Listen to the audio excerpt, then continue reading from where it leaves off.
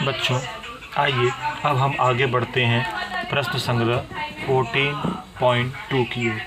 पिछले पीरियड में हमने 14.1 के शाब्दिक प्रश्नों को हल किया था। 14.2 भी शाब्दिक प्रश्नों पर ही आधारित है। ये हमारे दैनिक जीवन में इस्तेमाल होने वाले उदाहरणों पर आधारित है। किसी उड्डान पुल को बनवाना प्रारंभ करते समय कुल 320 मजदूर काम करते थे। किसी उड्डान पुल को बनवाते समय 320 मजदूर काम करते थे। तो यहाँ पे ये 320 मजदूर है, ये आपका प्रिंसिपल अर्थात मूलधन है।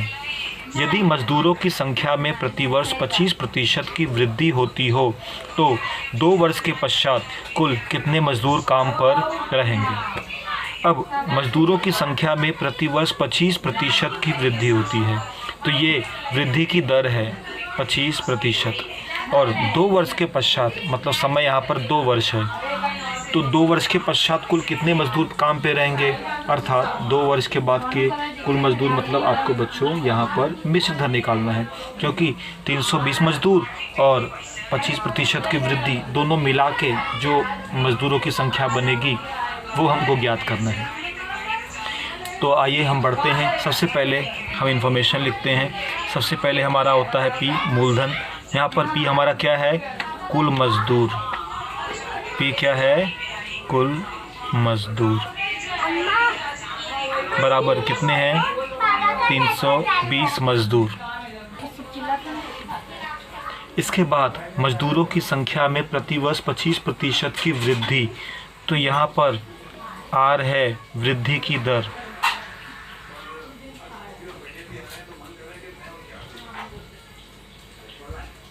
%25। अब 2 वर्ष के पश्चात एन है यहाँ पर 2 वर्ष, तो 2 वर्ष के पश्चात कुल कितने मजदूर, तो यहाँ पर हमें बच्चों मिश्रधन अर्थात 2 वर्ष के पश्चात कुल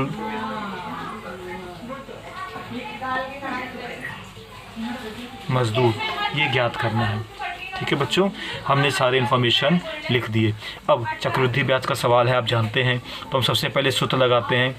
चक्रवृद्धि ब्याज का सूत्र क्या है, सबसे पहले मिश्रधन आता है, तो ए बराबर पी कोष्ठक में 1 + r/100 घाते n।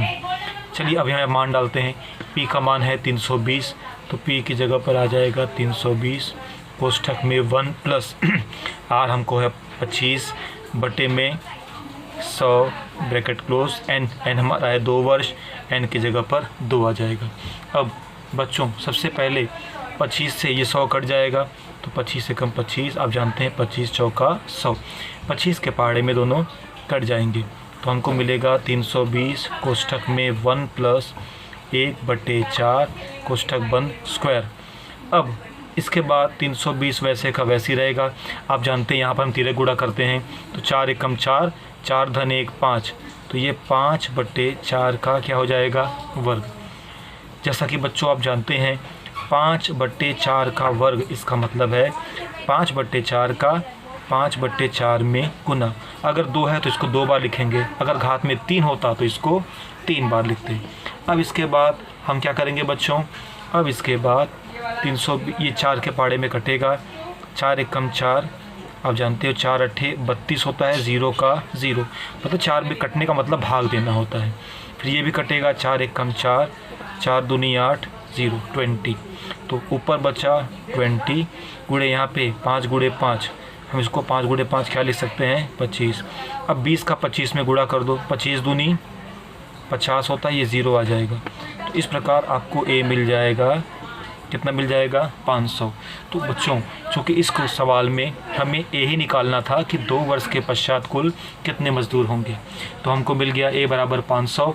अब तो हम कह सकते हैं, इसलिए 2 वर्ष के पश्चात कुल 500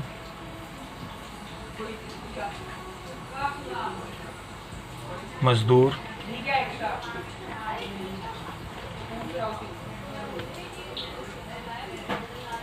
काम पर रहेंगे। क्योंकि ये शाब्दिक प्रश्न था तो बच्चों आपको लास्ट में फाइनल आंसर लिखना चाहिए। क्योंकि एक बात बच्चों बिल्कुल ध्यान देना, क्योंकि यहाँ पर 25% की वृद्धि होती है। ये शाब्दिक उदाहरण है। अगर वृद्धि होगी तो आर आपका जो वृद्धि की दर है वो धनात्मक होगी। अगर ये 25% की कमी होती तो ये आर का मान जो हो जाता वो ऋणात्मक हो जाता, मतलब माइनस में आता। तो ये चीज़ें बच्चों आपको इन सवालों में ध्यान देना है। तो इस प्रकार से हमको फाइनल आंसर मिल गया। 2 वर्ष के पश्चात कुल 500 मजदूर काम पर रहेंगे। उम्मीद करते हैं बच्चों आपको ये समझ में आया होगा। अब आगे बढ़ते हैं हम प्रश्न नंबर 2 की ओर।